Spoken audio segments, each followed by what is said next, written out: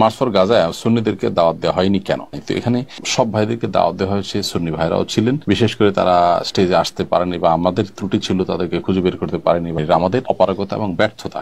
আজকে তুমি কত বড় মাওলানা হছো, তোমার বাপ, তোমার দাদা, তোমার 14 পুরুষের চাইতে সবচাইতে বড় আলিমে দ্বীন ছিলেন আব্দুল হক মুহাদ্দিস দেহলভী রাহমাতুল্লাহি আলাইহি। সেই আব্দুল হক মুহাদ্দিস দেহলভী রাহমাতুল্লাহি আলাইহিও একজন পীরের কাছে গিয়ে বয়াত হয়ে মুরিদ হয়েছেন। সুবহানাল্লাহ। ইন্না আউলিয়া আল্লাহি লা খাউফুন আলাইহিম ওয়ালা হুম ইয়াহজানুন।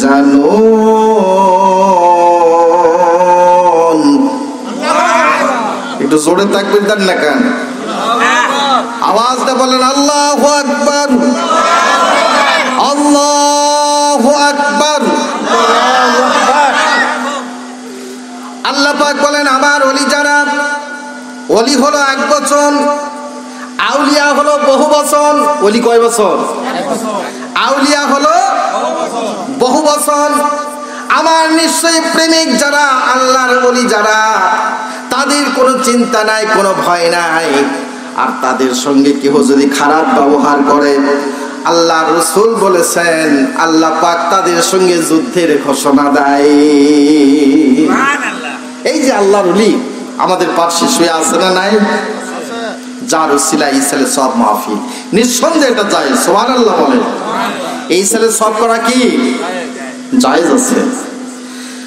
আল্লাহর ওলিদেরকে আপনারা ভালোবাসবেন, কারণ আপনারা ইতিহাস ভালো করে শুনুন। এই দেশে কোনো নবী আসে নাই, কোনো রসুল আসে নাই, কোনো পয়গম্বর আসে নাই।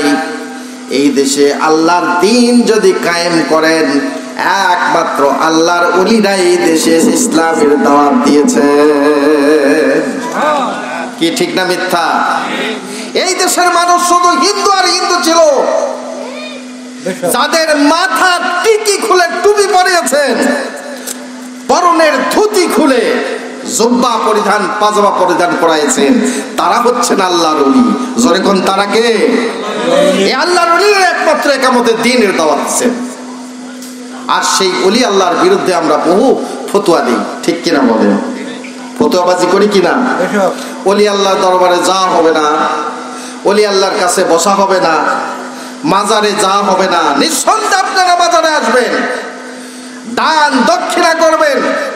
এই দান দ্বারাই প্রতি বছর বড় রকমের আপনার এই সালে সব মাহফিল করবেন, নিঃসন্দেহে জায়েজ আছে। কথা বুঝতে পারছেন? এটা কি আছে?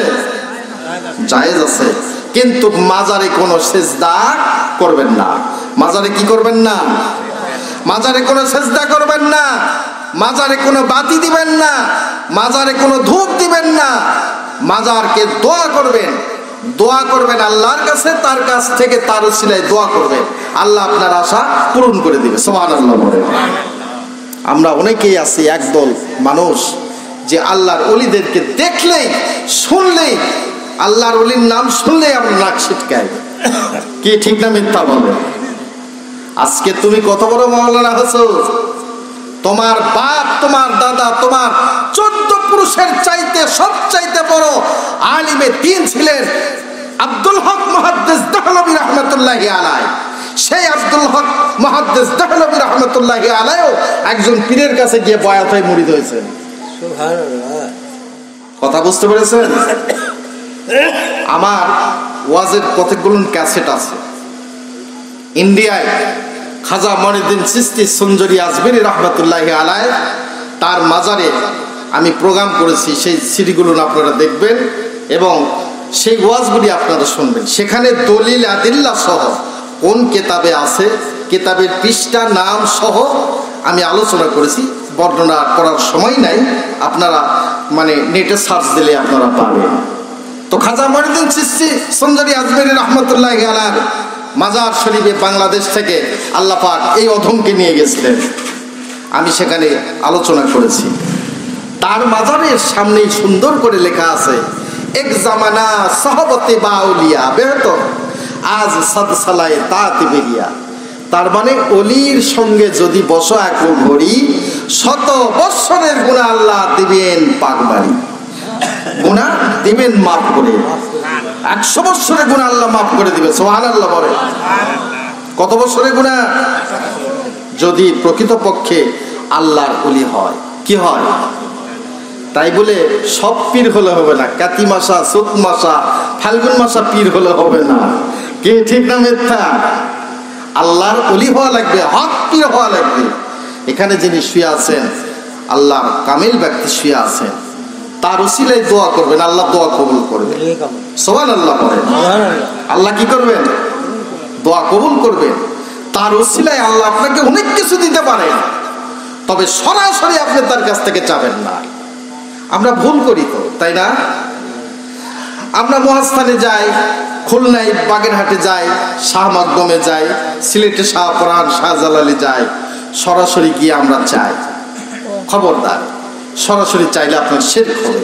তবে হ্যাঁ, আপনি চাইবেন, আল্লাহ আমি গুনাহগার, আমার কোনো মূল্য তোমার দরবারে নাই, তবে তোমার ওলি যিনি এখানে শুয়ে আছেন তিনি একজন তোমার খাস বান্দা, তার নেক আমলের উসিলায় তোমার কাছে এই দোয়া করি, এই প্রার্থনা করি, তুমি কবুল করো।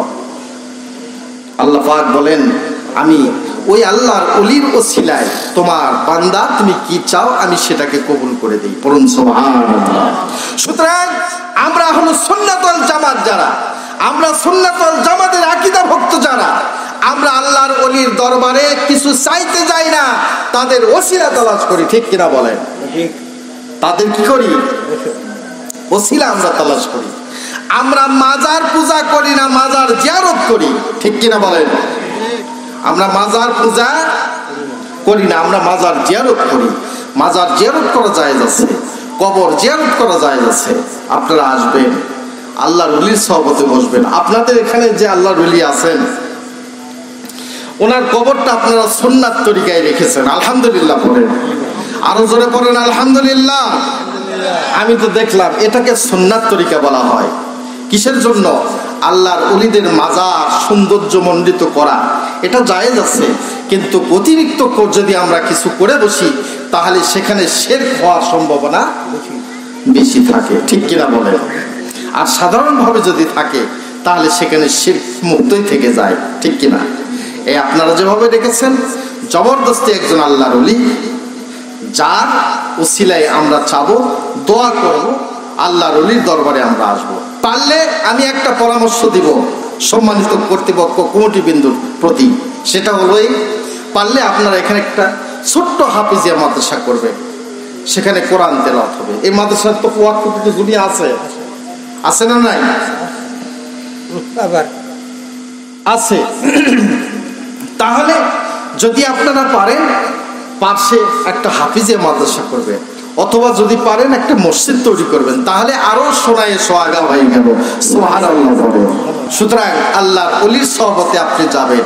শরীয়ত, তরিকত, হকিকত, মারিফাত শিক্ষা অর্জন করতে হলে এটা কোনো ইনস্টিটিউশনে শিক্ষা করা যায় না, এটা একজন আল্লাহর ওলির সহবতে গেলেই আপনি শিক্ষা অর্জন করতে পারবেন। এই জন্য সহবতে সালে তোরা সালে কোনাদ, সহবতে তালে তোরা তালে কোনাদ।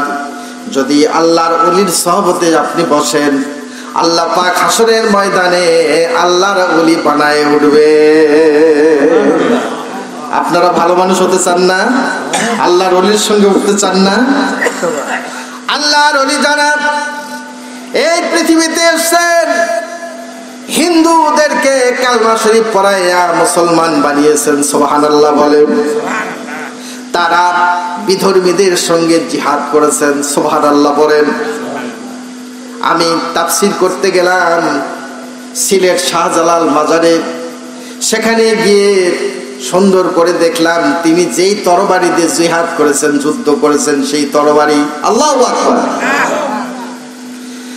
এই জন্য আল্লাহ পাক কোরআনে কারীমের মধ্যে বলেন, ইয়া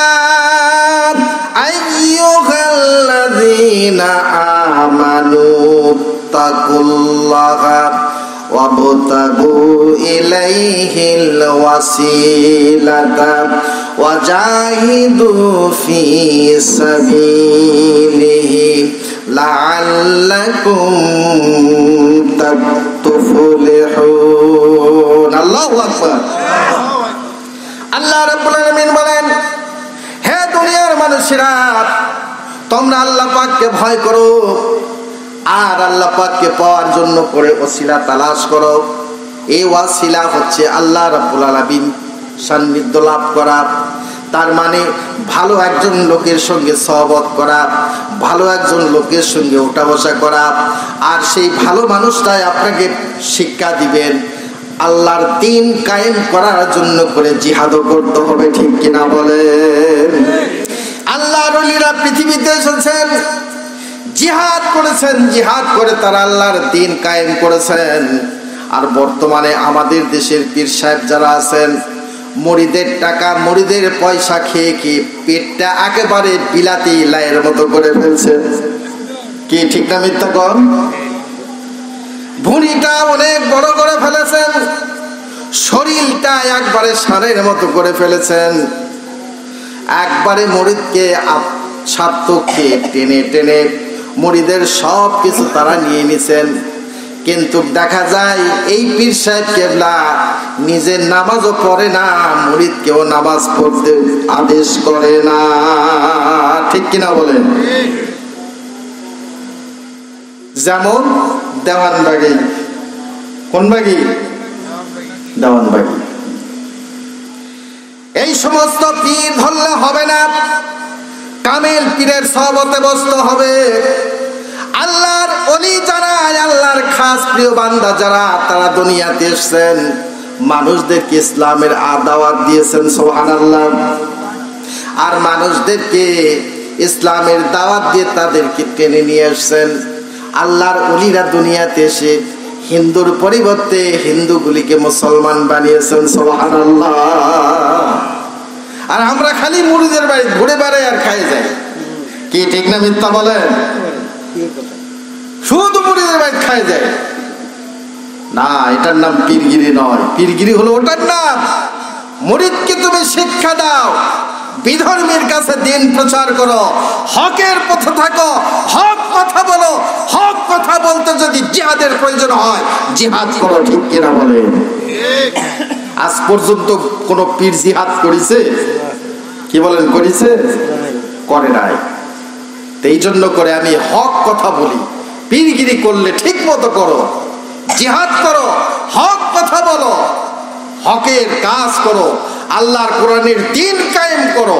তাহলে তুমি আল্লাহর পাকের কাছে বাঁচবে, মুরিদারাও বাঁচবে। ঠিক কিনা বলে?